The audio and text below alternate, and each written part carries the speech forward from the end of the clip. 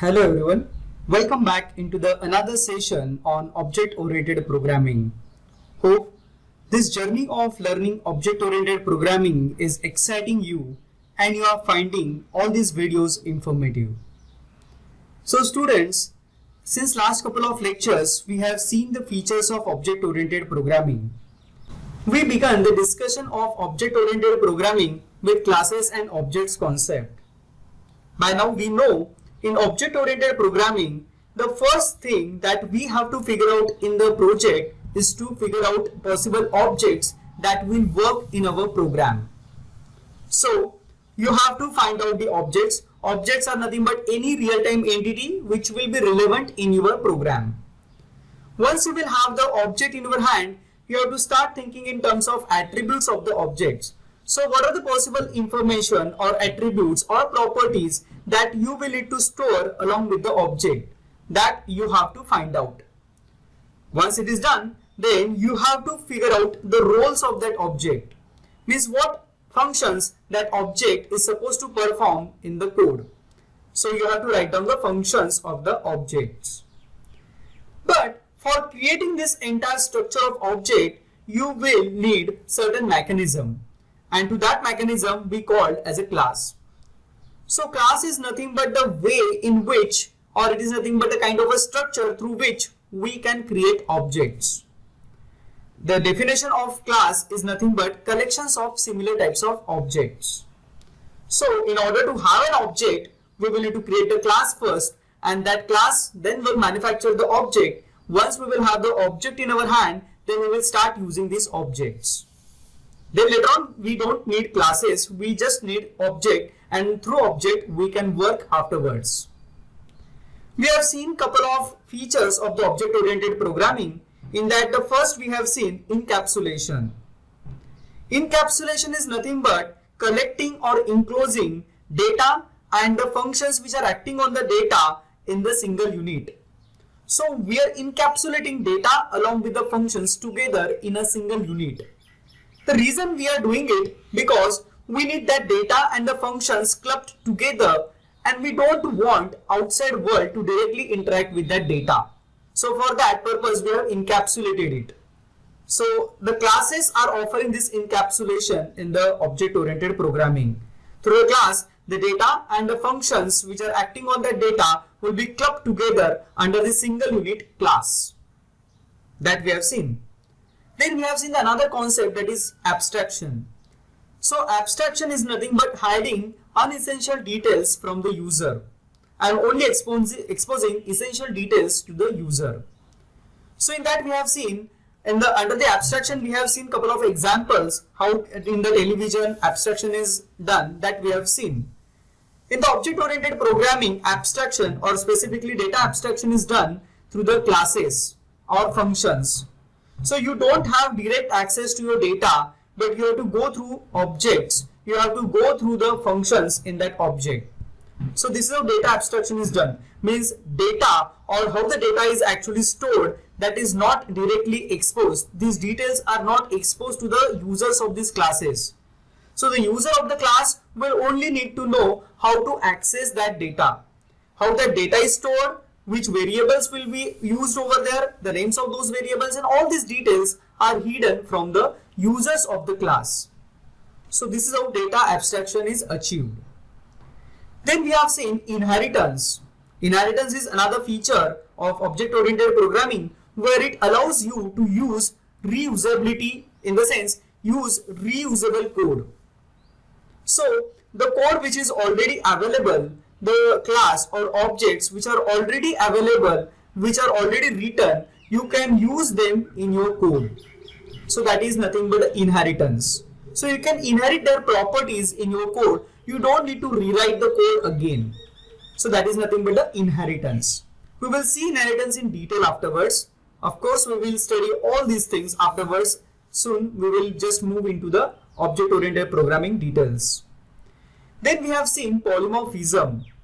Polymorphism is taking multiple shapes or acting according to the surrounding circumstances. So the behavior of the object will keep on changing depending upon the circumstances. So here object will behave differently depending upon where you are using it or how you are using them. So that is nothing but a polymorphism. So far we have discussed all these features of the object-oriented programming. Now we will discuss some of the benefits of object-oriented programming. So object-oriented systems can be easily upgraded from small to large systems. The reason because over here is inheritance. We have seen the concept of inheritance. So if later on, let's say suppose we are working on the student database management and later on we have to extend that for the college management. So once you have already defined a class of a student, you can reuse the same class, you can reuse the features of that class along with the data into the college database. So you can easily extend your code afterwards using inheritance concept.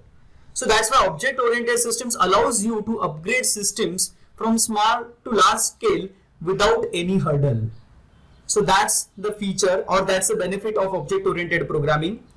Then another feature is message passing techniques for communication between objects makes the interface descriptions with an external system much simpler. So as I told you, here data abstraction comes into picture. So when two objects are playing the role in your code, so these objects are not supposed to know the internal details of each other. For example, in the student object and in the faculty object, there are some interfaces through which they will interact with each other. The faculty object cannot access the data directly of the student's object, or vice versa, student object cannot access the data of faculty directly. So there are some well-defined interfaces. We will have some functions through which only that data can be accessed. So this is called as a message passing technique. So message can be easily passed through the well-defined channels or well-defined interfaces. Then another benefit of using object-oriented programming is that software complexity can be easily managed. Now this is very convincible point itself. The reason how we can manage the complexity of software is through the objects. Because in the object, once you have divided your code in terms of objects, it is becoming easily manageable. Rather than in the functional programming, you have to divide them in the small functions. So in the small functions, if you divide them, sometimes these functions will use each other's data, which is available on a global level. So they will use their local variables along with the global variables also, because we need certain mechanism to interact with the functions also. So one function wants to talk with the another function, so there is a global variable through which they can interact. But as your program went on increasing, as the complexity will go on increasing, it becomes difficult to work with that managing data, because they are accessing the data of each others, and as you grow beyond a certain limit, it becomes difficult to work with the data and the functions. But in the object-oriented programming, this complexity can be easily managed with the help of objects. While it is possible to incorporate all these features in an object-oriented system, their importance depends on the type of the project and the preference of the programmer. So there are a number of issues that need to be tackled to reap some of the benefits stated above. So for instance, object libraries must be available for reuse, the technology is still developing and current. So these are certain downsides of the object-oriented programming that also we will need to consider. There are many codes or there are many projects which can be easily implemented in the functional programming. If you try to take them in the object-oriented programming, it becomes difficult. So basically you have to see the natural behavior of your project. If your natural behavior of project depicts that it is more inclined towards the functional programming, then go with the functional programming like C. But most of the cases you will find most of the projects are inclined towards the objects, because projects works with the real world life, isn't it? And when we work with the real world life, you have to work with the objects only. So in most of the cases you will find projects are inclined towards the objects only. So you can easily find out the objects among them and you can work around them.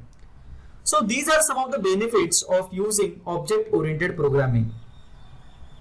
Let's have a look on some of the applications of object-oriented programming. As I told you, because inherent nature of object-oriented programming is to work around the objects. Because of that, many real-time businesses can be easily implemented using object-oriented programming. Because in real businesses, we have to work with the real-world objects. Like a human being, there is a person, there is an employee, there is a customer, there is a bank account. So these are possible objects which you have to work with. So as these objects can be easily identifiable in the real businesses, we can easily translate the problem statements into the code. So that's why in working with the object-oriented programming has made it a lot more easier to work with the real businesses. So apart from that, there are many other applications, like you can work with the real-time systems. So if I have to work with the real-time systems, object-oriented programming is the best choice for us. Now what is the real-time systems? Real-time systems are nothing but systems whose response time is very minimalistic. So you need a response almost immediately from the system. You cannot wait for the response. So in those cases, if you want a response immediately, certainly you have to work on the processing of the program or the data. So in those conditions, you can use object-oriented programming so that processing will get simplified and it will become faster.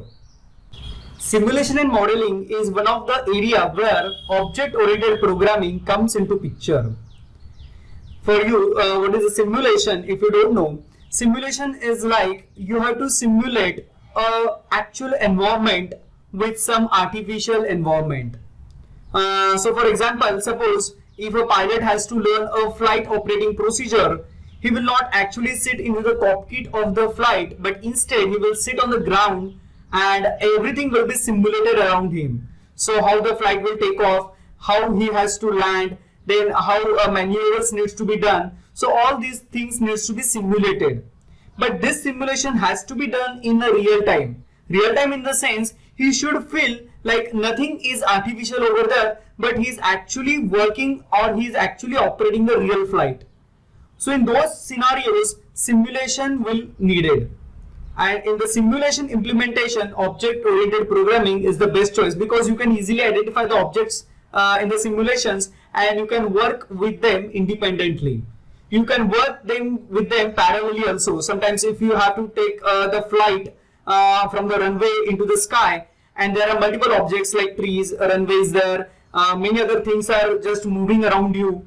In those situations, for the simulations, to make it very simplified in terms of programming, you can use object-oriented programming. Then another way or another application of using object-oriented programming is modeling. Now for those who don't know what is modeling, let's consider you want in the civil engineering, you wanted to create a bridge and you wanted to see the impact of the wind on that bridge without actually constructing that bridge. So you just wanted to see if the airflow will be of that particular speed, then how it will tackle with the that particular resistance, whether that bridge will stand steady or whether it will start vibrating and afterwards it will collapse. So if you wanted to see the aerodynamicness of that bridge, you can use different modelings. Sometimes modeling can be also used to check the how much earthquake that bridge can resist with. So in order to do with all these things, modelings, object-oriented programming can be used. In most of the cases, though we have enlisted very few of the applications over here, but most of the applications that you see around, most of the softwares that you see around, they are being implemented using object-oriented programming only. There are very few applications which are old one or which are traditional one, which are imported from the conventional softwares. There only some procedure-oriented programming might have been used. But in most of the modern scenarios, in most of the modern software applications, you will see the application of object-oriented programming only. Probably you will use different language. You will not stick to the C++, but you will go with the Java, or you will use with the C#. You will implement it with the C#. But despite of that, the basic nature of doing the programming, basic nature of structuring your code will remain same. And that is nothing but through object-oriented programming. That is nothing but a scenario which you will follow while you will construct your software. Then there are another famous application of object-oriented programming is nothing but the databases. You have databases where object-oriented applications can be directly connected with, and you can fetch the data very easily. So this is nothing but another prominent feature or another prominent application of object-oriented programming. Then you have hypertext, hypermedia or expert text where OOP can be used. Then artificial intelligence and expert systems. Though this is written and highlighted over here, I told you most of the modern softwares are implemented using object-oriented programming only. So the scenario is using object-oriented programming. So whether it is artificial intelligence, whether it is neural network, whether it is parallel programming, everywhere you will see at the bottom there is an object-oriented programming paradigm. Then there is a decision support and office automation systems. These are only few of the applications I have enlisted over here. CAM, CAD systems, CIM systems. These are only limited applications that I have enlisted over here, but they are not restricted to only these. There are many more applications, and you can just think of and you will have object-oriented programming for your help to support with your software programming. Now we will see some of the advantages of using C++ over the C. Now, as of now, we all have convinced ourselves that using object-oriented programming is the best way to move forward in doing programming, isn't it? So, in order to learn object-oriented programming, we have to use certain language. With the reference of that language, we will learn the concepts of object-oriented programming. And for that, we have chosen C++. So we have chosen C++ to learn the concepts of object-oriented programming. So parallelly, we will learn both things. We will learn object-oriented programming and also we will learn C++ also. Later on, you will use object-oriented programming concepts and you can move on to the Java, you can move on to the C# or whichever the language you want. The structure will remain same. But this is just a foundation that we are working on as of now. So here are some of the advantages of using C++. So C++ is relatively low level and is a systems programming language. So C, we know that C is a low level programming language. In the sense, we can directly work with the hardware using C. C is a high level programming language. Generally we say that, isn't it? But if I have to work with close to the hardware, there is no option other than using C. If I don't have to use C, I have other alternatives also, like I can go with the assembly level language, but that is still difficult to work with, or I can work directly with the binary level language or machine level language. But that is difficult to understand, that is difficult to work with. So if I have to manage the threshold, I have to reach close to the hardware and still I have to work with relatively comfortable programming language, then C is the best option. But again, we have seen the drawbacks of C. Every time you have to start thinking in terms of functionality. So many times it is not possible. So C++ gives you a relatively low level approach and you can do the system level programming using C++. So most of the kernel level programming has been done in the C++. Most of the times it has been done in the old scenarios, it was done in the C. And when the code was rewritten, it was done in the C++. Because C++ gives you both advantages, like it gives you the object-oriented approach also. Along with that, it gives you the power of C. At all, we have said C++. So what that plus plus actually indicates, it is extension to the C language, isn't it? We have seen the plus plus operator before also in the C. It is the increment operator. I, then I plus plus. If I say I plus plus, I am incrementing the value of I. So if we say C plus plus, that means we have all the facilities which are available in the C. These facilities have been extended. They have been improved further. So that's why we have said C++. That's why the language says it is C++. So it is extension of the C. So whatever the drawbacks or downsides of the C are removed, and whatever the advanced features are there of object-oriented programming which have been attached. Okay, this attachment is done to C. and that's why we call it as a C++ language. So it gives you the relatively low level approach, and also for the system level programming it helps you. Another advantage of using C++ is it has a large community. Because of the ecosystem which has been developed around it, it has a very large community. So you can just go with the Linux. Most of the drivers, most of the programs of the Linux have been written into the C++. Most of the off-the-shelf of programs are written in the C++. So if you ever decide to work in the C++, you have lot many options. You have lot many varieties which are already available. Then it has relatively clear and mature standards. Obviously, when C was placed into the action, it was having certain downsides. Over the time, we figured out some of the downsides of C. But because we worked on that, and when C++ came into the later on phases of C, we removed all these problems. Wherever there was a confusion in the standards, we tried to remove all these confusions and we made the standard properly. So because of that, it has become more clearer and it has more stringent standards. So there is not many confusions and lot many downsides are removed. Then it supports the modularity. Modularity is nothing but a way of collecting the different things together. So as I wanted to work with a bigger system, I can use the modularity very easily. So I will club different small components and I will connect them together. And the way I wanted to give them a shape, I can give them. So that is the feature of modularity. So there are n number of permutations and combinations that you can have in the C++. You can connect different components in whichever way you want. There is lot many available approaches for you to connect different options. So that's why it is modular. Means it doesn't restrict you to just because standard says that's why you have to work like that. It doesn't say that. You just have to focus on the actual need of the software. You have to actually understand the need of the software from the user, and accordingly you can mold your software. You can develop your software, you can shape your software. That's where modularity comes into picture. Then another advantage of using C++ is reusability. As I already told you, inheritance is the best feature that we can have in the object-oriented programming. You don't need to rewrite the code again.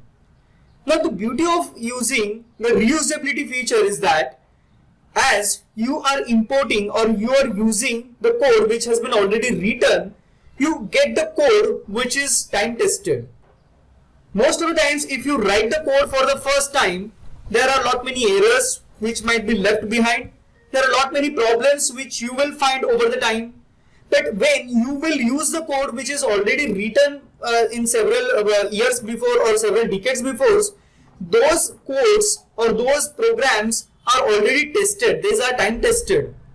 And most of the problems, most of the bugs have been removed from the program. So you already get the best of this particular program. So that is nothing but a reusability feature. And because of reusability, you get very less time for the development. You don't need to put more time for the development, and the costing wise also you can work very easily. You can reduce the cost of the project. So that is the reusability. And the readability. Readability is another feature of the C++. So readability is nothing but once the code has been written, how easily you can interpret that code. Let's say suppose you have written an essay and you have given that to someone else. How easily that another person can read that essay, whether your handwriting is understandable, whether the concept that you have mentioned there, whether it is understandable. So according to that, readability will play into picture. So here also in the case of your code, once the code has been written and it is given to someone else for the debugging or for the testing, if the code is readable, if it is very easy to read, then it becomes easy to maintain also. And C++ offers that readability. So the problems or downsides of the C are removed in the C++ and the readability has been improved over there. So that's the advantage of C++. By now, you would have convinced yourself that in order to work with the modern level programming languages, understanding C++ is very essential. Apart from that, you have to first understand object-oriented programming, and close to that you have to understand C++ also. Having understood those things, now we are ready to get started with the actual basics of C++. So from upcoming sessions, we will start with the basics of C++. Till then, keep studying. Thank you.